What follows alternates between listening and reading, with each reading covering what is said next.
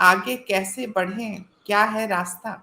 जो जो लोग ये बोलते हैं उनको बड़े बड़े ये सबसे धीरे, सबसे तेज, सबसे आगे, सबसे पीछे, आपको रखे आगे, आपको रखे ऊपर, आपको रखे नीचे, वो पता नहीं कौन कौन से चैनल है जो बुला लेते हैं कि आपके देश में पागल कुत्ते आ गए, मतलब कि कहीं बाहर से आ गए। They are not Hindustani, they are not Indians.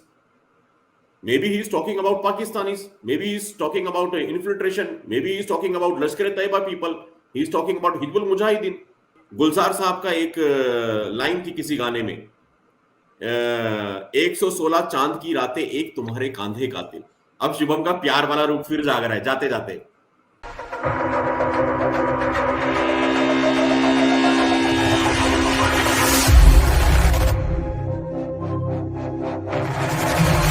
मैं जानना चाहती हूँ, पहले मैं आपसे पूछना चाहूंगी शुभम जी कि आपके हिसाब से जो सिचुएशन है, ये जो माहौल है, एक घुटन का माहौल, कि अगर हम बोल रहे हैं तो हमें बोलने में थोड़ा बहुत हिचकिचाहट भी होती है कि कहीं कोई केस ना लग जाए, कहीं कोई फलाना ढिमकाना कोई ये ना कर दे, कहीं कोई ये ना कर दे।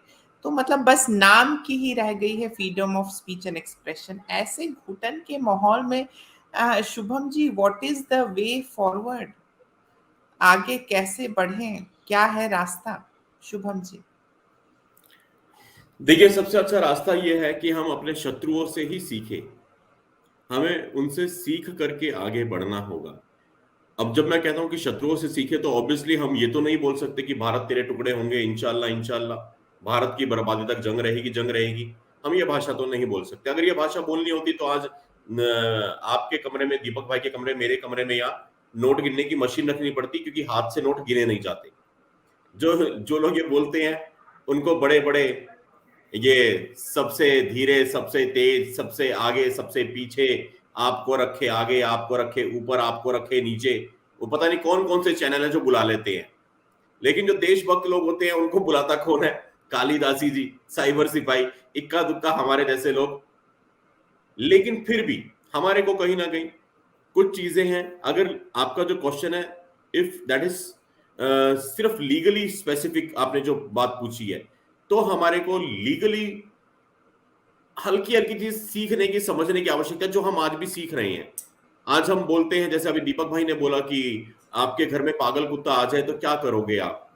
तो जैसा दीपक भाई कह रहे थे कि आपके देश में पागल कुत्ते आ गए, मतलब कि कहीं बाहर से आ गए।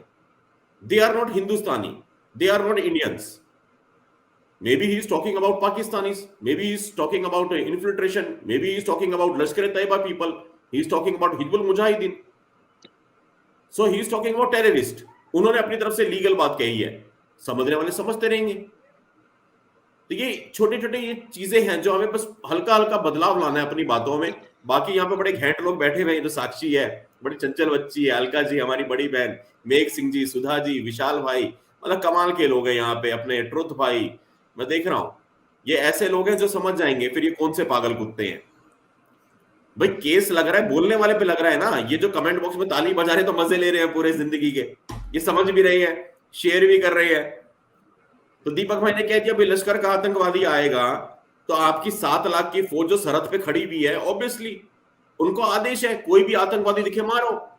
वही दीपक भाई ने कहा है कि आपके देश में कोई आ जाए। अब देश में कहां से आया? वो वीजा पासपोर्ट लेके तो नहीं आया। वक्ता ने अपनी बात कह दी, समझने वाले समझ ले। गुलजार साहब का एक लाइन थी किसी गाने में, 116 चांद की रातें एक तुम्हारे कांधे का तिल। अब शुभम का प्यार वाला रूप फिर जाग रहा है जाते जाते। मेरा कुछ सामान तुम्हारे पास पड़ा है भैया, उसमें है 116 चांद की रातें एक तुम्हारे कांधे का तिल। अब किसी ने गुलजार साहब से पूछ लिया कि गुलजार साहब सारी बातें ठीक है, मेरा कुछ सामान तुम्हारे पास पड़ा है, वो सामान लौटा दो, इसमें ये 116 चांद की रातें और एक तुम्हारे कांधे का तिल क्या है? क्या उन दोनों के दरमियान ऐसा 116 बारी कोई रात आपस में बिताई गई? क्या 116 दिनों के बाद कोई एक रात बिताई गई? क्या टोटल उनका जो रिश्ता था वो 116 रातों का था? और क्या वो कांधे का तिल, क्या वो इस अवस्था में थे कि एक दूसरे के कांधे के तिल पे भी देख सकते थे? तो गुलजार साहब ने बोला भाई मैंने लिख दिया, तुम लोग समझो ना। तो हमें तो गुलजार बनना है, लीगली सेफ चलना है, गुलजार बन के बोलो 116 चांद की रातें, एक तुम्हारे कांधे का तिल, बाकी हमारी जनता समझदार है। दीदी यही रास्ता है, this is the only way forward जो मैं समझ पाया। जी दीदी बहुत बहुत धन्यवाद। जी